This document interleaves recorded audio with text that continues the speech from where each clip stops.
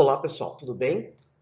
A ideia hoje é trazer para vocês uma orientação sobre como resolver um determinado tipo de prova. Essa orientação não vai servir só para você no dia do vestibular, não. Isso aqui é muito importante aí no teu dia a dia quando você está resolvendo simulados e está treinando a resolução de provas de certos vestibulares. E eu vou começar aqui por um dos casos que o pessoal considera mais complicado, dor de cabeça, que são as provas do tipo somatório. Pois é, aquelas provas que tem lá 01, 02 e tal, e que também tem a ver com provas de falso e verdadeiro, muito comuns na CESP, né? Que é uma instituição aí que prepara o vestibular, por exemplo, da UNB. Legal. Qual é a ideia? A ideia é a seguinte, a gente entender qual que seria a melhor forma, tanto em termos de eficiência de tempo, quanto em termos de eficiência de utilizar o conhecimento para poder resolver. Então me acompanha direitinho e de verdade, segue a minha orientação que você vai se dar muito melhor na resolução dessas provas. Legal? Vem comigo. Quais são as instituições que normalmente trabalham aí com a prova do tipo somatório? A Universidade Estadual de Maringá, no Paraná, a Universidade Federal de Santa Catarina, óbvio, e a Universidade Estadual de Ponta Grossa, também no Paraná. Essas provas têm as suas pequenas diferenças aí, né? A UFSC, por exemplo, tem uma mistura de questões, com questões abertas, questões objetivas, somatório, um rolo lá. Mas a UEM e a UEPG trabalham exclusivamente com as questões somatórias. E eu vou usar como exemplo, né, uma questão da Universidade Estadual de Maringá. E como vocês sabem, eu sou professor de matemática. Mas como eu fiz história, eu achei legal escolher uma questão de história para trabalhar com vocês, para ilustrar melhor como é que você deve se utilizar aí dos processos para resolver. Então, vamos lá, vem comigo. A questãozinha que eu escolhi é uma questão de história geral, em especial uma questão sobre Grécia Antiga. E a primeira coisa que eu tenho que ilustrar para vocês é o seguinte: numa prova como a da UEM, você não pode chutar. Por quê? Eu estou dando essa dica, essa ideia. Pelo seguinte, uma prova somatória estilo Universidade Estadual de Maringá, se você assinalar como verdadeiro um item que eventualmente é incorreto, você vai perder a questão inteira, você vai ter zerado a questão. Em contrapartida, se você não cometer nenhum erro de colocar verdadeiro no lugar de falso, mas não acertar todos os itens verdadeiros, você vai ter um acerto parcial. E a gente tem que saber trabalhar muito bem com isso, né? Ganhar pontos com acertos parciais, evitando de zerar questões. Então, vamos dar uma geral nessa questão aqui, ó. Sobre a antiga civilização grega, assinale as alternativas corretas. E tem 1, 2 e 4. Aí você olha e falou, legal e tal, mas não acabou. Eu coloquei também os itens 8 e 16 aqui. Não vou ler todos aqui. Nós vamos fazer agora o seguinte. Numa questão somatória, normalmente, o que você tem é que cada item é uma historinha diferente. Tá? E é muito comum que não tenha a ver com uma estrutura do enunciado. Então, o enunciado só fala assinalar o correto sobre Grécia. Você vai pegar cada um desses itens e avaliá-los de forma isolada. E é o que a gente vai fazer agora. Vamos lá. Item 1. Sua origem está ligada a duas civilizações que se desenvolveram no sul da Península Balcânica, a Cretense e a Micênica. Então agora você, aluno, está pensando, é você que está resolvendo, seguindo as orientações do Jean. Você para e pensa assim, olha, é verdade, eu lembro de ter estudado isso sim, né? Que a civilização grega, ela tem como origens Creta e a civilização micênica. Então, na tua cabeça está muito claro que esse item é verdadeiro. E aí você já vai colocar um vezão ao lado da questão. Que eu estou usando a tela, claro, para ilustrar, você vai colocar um vezão ali ao lado do item 01. Eu quero que você compreenda que ao colocar um vezão, você colocou uma resposta definitiva de uma questão. Isso aqui não se discute mais. Você não vai fazer revisão sobre isso. Morreu o assunto. Você sabe disso, ponto final. Aí você vai para o item 2. A sociedade espartana era formada basicamente por três classes sociais distintas: os espartanos, elite social e militar, os periecos, pequenos proprietários e habitantes das periferias das póleis, e os ilotas servos. Aí você fala assim, Esparta, velho, eu estudei Esparta, mas eu não lembro desse divisão social.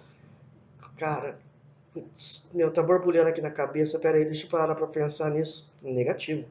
Você tem pouquinho tempo para poder resolver as questões. E você tem que otimizar esse tempo. Se você está borbulhando ali, mas não tem certeza, tipo, eu acho que sei, mas ainda não tenho certeza, olha o que você vai fazer.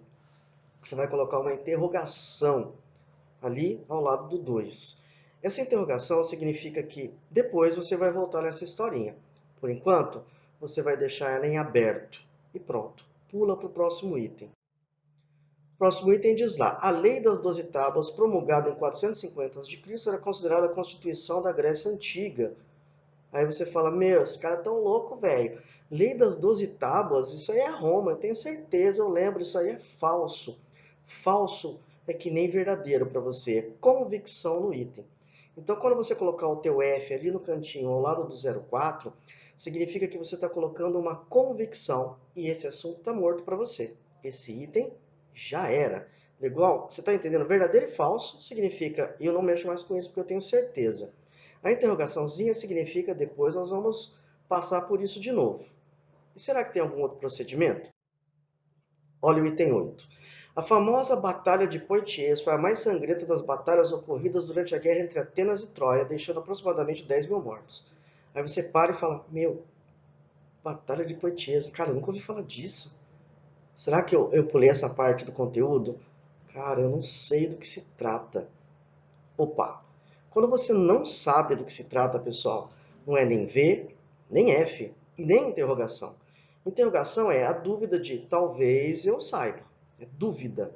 Existe uma diferença entre dúvida e sei ou não sei. E nesse caso, nós estamos fazendo de conta que você não sabe. Então, tu vai colocar aí um símbolo qualquer que você quiser. Se quiser colocar uma cruz de ponta cabeça, o desenho de uma caveira, um capeta, escrever nope, que nem escrever que você faz o que você quiser, desde que não gaste muito tempo. Mas um símbolo que seja muito claro de indicação. Cara, eu não sei o que é isso. E não sei vai ter a mesma força de falso e verdadeiro. Significa que você não mexe com isso. Para ser honesto, vai ter a mesma força que falso numa prova como essa. Por quê? Porque significa que você não vai assinalar. Isso aqui você não vai nem ver mais. Você não vai dar mais bola, beleza? Próximo item, 16. Heródoto de Halicarnasso escreveu o livro Histórias, utilizando sua própria observação e a tradução oral de testemunhas oculares para descrever as guerras médicas. Aí vem na sua cabeça Heródoto, pai da história, aquele monte de converseiro, mas você sabe que é verdade. É uma convicção. Fechou? Passou. Essa era a primeira questão que eu resolvi. Agora eu vou resolver o restante da prova. Resolvo o restante da prova, maravilha e tal. Terminei a prova, agora eu vou passar o gabarito. Opa! Na hora de passar o gabarito, você vai voltar nessa questão, não vai? Sim. E aí vem grande parte do nosso segredo. Lembra que no item 1 você já tinha colocado o verdadeiro. Indiscutível, você já tem o 01 para colocar como parte da sua soma. Mas no item 2 você tinha colocado lá uma interrogação, eu estou em dúvida. Daí a hora que você vai ler de novo, a sociedade espartana era formada basicamente por três. Aí você fala, opa, peraí, os espartanos eram militares, eles ficaram briguentos, 300 Esparta, lembra Esparta? E o que significa isso, Gião? Que você lembrou que sim, a sociedade espartana tinha essa divisão social aí, tripartite, legal. Então aquela tua interrogaçãozinha agora virou um verdadeiro ou um falso. Mas no nosso caso aqui, sim, verdadeiro. Você lembrou que isso aí é verdade. Putz, legal. Essa é a ideia do interrogação. É algo que você de repente pode lembrar. Caso você tenha lembrado, legal, vai ser verdadeiro ou falso. Caso você não tenha lembrado mesmo, você vai fazer de conta que é um falso, porque você não vai assinalar, mas vai deixar lá aquela interrogação. Muito bem. O item 4 você sabia que era falso, beleza. O item 8 foi aquele que você tinha escrito não sei. E o não sei, pessoal, você nem mexe, não precisa nem ler de novo. Eu preciso que seja muito claro para você durante uma resolução de prova, simulado e até no dia do vestibular, que aquilo que você não sabe, você não sabe. E se é uma prova somatória, nada de chutar. Não sei, então passa por cima. Não perca tempo. Essa é a dica importante. E finalmente ali, ó. Heródoto de Halicarnasso, blá blá, verdade. Só alegria? Só alegria. O que você vai fazer agora? Somar os itens. E você tinha lá 1 mais 2, 3 mais 16, 19. Acabou. Se é vestibular, 19, só alegria, depois eu vou esperar o gabarito para conferir. Mas se é você agora fazendo um simulado ou treinando como uma prova, nós temos uma continuidade para esse processo. E qual é a continuidade desse processo? É você pegar todos os itens que você errou na prova, assim como os itens que você indicou que não sabia, e estudá-los. Depois da sua resolução que você está fazendo aí em casa, no teu local de estudos.